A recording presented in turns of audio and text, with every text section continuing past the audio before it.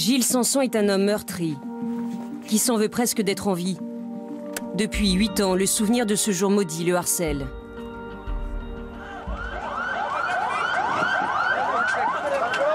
Il n'y a pas une journée où le mot de Karachi n'est pas prononcé dans ma maison et dans mon foyer. C'est devenu une partie de ma vie et aussi, bien évidemment, indirectement, les gens qui vivent avec moi le subissent. Et quel prix ça a, tout ça. Il est 8h40, ce 8 mai 2002, lorsque le bus explose. Gilles Sanson a de la chance, il est assis à l'avant, près du chauffeur. Il s'en sort vivant, gravement touché aux jambes. Mais 11 de ses collègues meurent sur le coup. Des techniciens français de la DCN qui travaillaient comme lui à la construction de sous-marins pour l'armée pakistanaise. Oui, j'ai un devoir aujourd'hui, oui. Même si je tiens pas encore très bien debout, et si la douleur est grande, oui, j'ai un devoir de me battre pour la mémoire de ces gens-là, oui.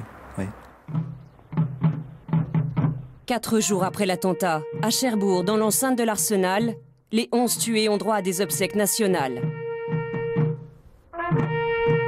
Pascal Groux, au nom de la République française, nous vous faisons chevalier de la Légion d'honneur. Jacques Chirac, tout juste réélu, dénonce un attentat terroriste. Ce crime est monstrueux. Ses auteurs seront punis. Il ne peut y avoir de sanctuaire pour les terroristes. Des victimes occidentales, un attentat suicide, quelques mois après le 11 septembre, tout porte la marque d'Al-Qaïda. Et c'est l'hypothèse qui est d'abord suivie par la justice pakistanaise. Karachi, le principal port du Pakistan. Du haut de ce pont, on aperçoit l'arsenal militaire, là où travaillaient les employés de la DCN. Ils logeaient en plein centre-ville, à l'hôtel Sheraton. C'est ici que le bus qui les emmenait au travail a explosé. Très vite, des islamistes sont arrêtés. 3 seront même condamnés à mort, sans preuve. Ils vont faire appel. Et coup de théâtre, il y a un an, les juges de Karachi les relaxent. La piste islamiste ne tient plus. D'autant qu'en France, une autre hypothèse est alors en train d'émerger. Celle d'un règlement de compte politico-financier. Et si la clé de l'attentat de Karachi se trouvait dans les conditions de vente par la France de 3 sous-marins au Pakistan, dans les détails de ce fameux contrat Agosta, 160 pages classées secret défense. À la page 4 du sommaire, il y a la clause 47, Corrupt Gifts and Payment of Commissions, pot de vin et versement de commission. À l'époque, c'est légal. Mais dans ce contrat, il y a une anomalie. Le montant de ces fameuses commissions, plus de 82 millions d'euros, 10,25% du total. Un pourcentage exorbitant qui a surpris Jean de Tonquédec, ancien marchand d'armes. Les commissions, elles ont toujours existé. Lui, il en a versé, mais jamais dans des proportions aussi élevées. La norme, c'est quoi alors sur un marché qui en ferait 800 millions d'euros? Sur un marché de 800 millions d'euros, la norme, ce sera entre 2 et 3%. À peu près, grosso modo. Ça dépend des pays aussi. Il y a des pays qui sont gourmands, des pays qui ne le sont pas. Donc si on est à 6, 7, 8, ou plus de 10, il y a une suspicion de rétrocommission? Alors, c'est là qu'est le problème. Ça, c'est autre chose. Autant je pense qu'on ne peut pas éviter les commissions, autant je suis opposé complètement aux rétrocommissions. Les rétrocommissions, c'est une saloperie. C'est de l'argent que vous versez à un intermédiaire qui vous le renvoie, en gardant une partie pour lui. C'est ça la rétrocom. À vous ou à un autre? Vous ou un autre. Enfin, non, que l'industriel va payer, il paye un intermédiaire, et cet intermédiaire va restituer de l'argent chez vous, enfin dans votre pays. Hein, à qui? Soit un homme politique, soit un autre industriel, soit quelqu'un d'autre, enfin peu importe. C'est ça la rétrocom. Rétrocommission. Le mot est lâché. Pour éviter ces versements illicites, Charles Millon, à son arrivée en 1995 au ministère de la Défense, suspend les commissions du contrat Agosta. Une révélation qu'il livre à nos confrères de Paris Match et qu'il réitère dans ses bureaux parisiens lors d'un entretien avec nous, en tête-à-tête, hors caméra.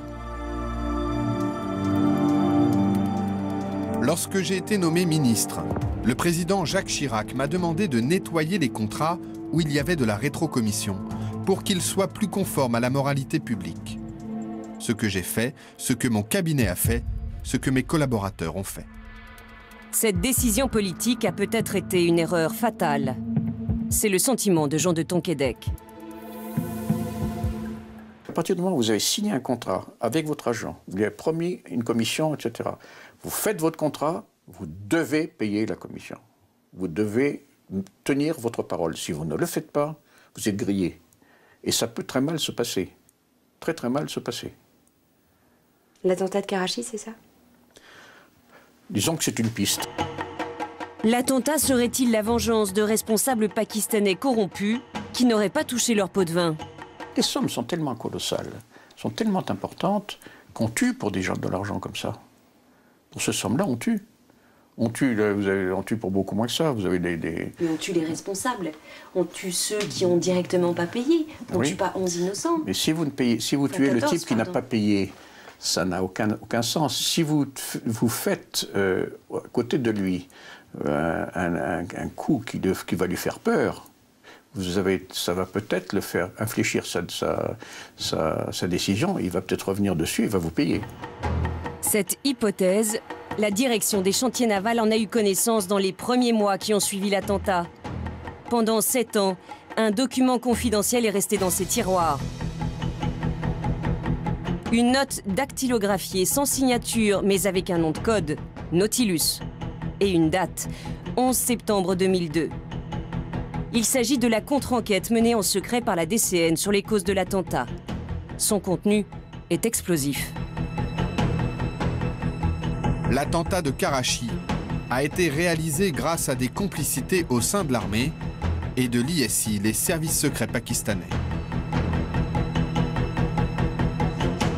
Les personnalités militaires ayant instrumentalisé le groupe islamiste qui a mené à bien l'action poursuivaient un but financier. Il s'agissait d'obtenir le versement de commissions non honorées et promises lors de la signature du contrat. L'auteur, un certain Claude Thévenet, un ancien agent de la DST, le contre-espionnage français. En 2002, il dirige son propre cabinet de renseignement et la DCN est l'un de ses meilleurs clients.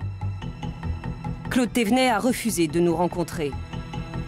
Pour lui, l'affaire est trop sensible. Mais dans ce mail qu'il nous a adressé, il maintient l'intégralité de ses conclusions. Des conclusions prises très au sérieux par la justice. Le 18 juin 2009, le juge en charge du dossier, Marc Trévidic, ici en costume bleu, a même convoqué les familles de victimes pour les informer qu'il travaillait désormais sur la seule piste financière.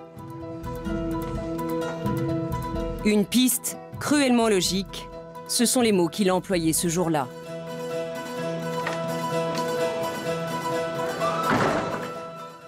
Un électrochoc pour Sandrine Leclerc, la porte-parole des victimes.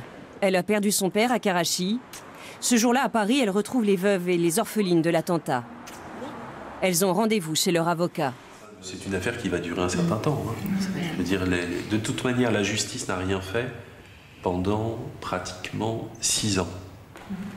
Elles ont porté plainte pour entrave contre la DCN, qui n'a jamais transmis à la justice le rapport Nautilus.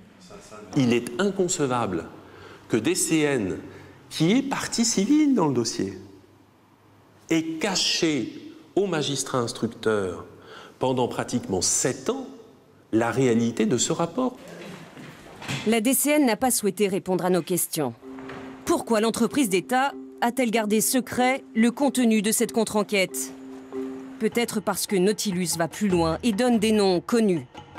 Il sous-entend qu'Édouard Balladur aurait pu être un bénéficiaire de rétrocommission en marge du contrat Agosta.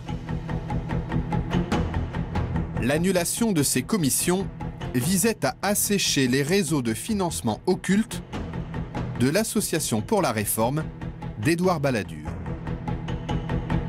Autrement dit, d'après lui, le contrat Agosta signé quand Édouard Balladur était Premier ministre aurait pu servir à financer sa carrière politique face à son adversaire Jacques Chirac. Accusation gravissime, sans la moindre preuve matérielle. Édouard Balladur dément. J'entends parler de cette histoire depuis des années. Il y a eu effectivement des accords qui ont été passés avec le gouvernement pakistanais. À ma connaissance, tout ça a été parfaitement régulier, je n'ai rien à dire. Si quelqu'un a un témoignage à apporter, une preuve à apporter, qu'il saisisse la justice, voilà, c'est tout. Je n'ai rien à dire. Pas de commission occulte? Non, c'est curieux que vous me posiez cette question pour quelque chose qui remonte à 14-15 ans. Et alors que je me trouve en Bretagne pour parler d'organisation territoriale. Vous conviendrez avec moi que c'est un peu surprenant. Mais je vous réponds quand même. Je ne connais absolument pas ce dossier. J'en ai entendu parler 2 ou 3 fois. À ma connaissance, aucune preuve n'a jamais été apportée. C'est tout ce que j'ai à dire. L'ancien Premier ministre a répondu par écrit à nos questions. Il réaffirme que son association n'a jamais reçu de versement de cette nature. Il souhaite la levée du secret défense pour, écrit-il, faire enfin justice de toutes ces allégations. Depuis, les familles de victimes ont déposé une plainte pour corruption visant l'Association pour la réforme d'Édouard Balladur. Elles ne reculeront devant rien, car elles veulent comprendre pourquoi 11 employés de la DCN sont morts à Karachi le 8 mai 2002.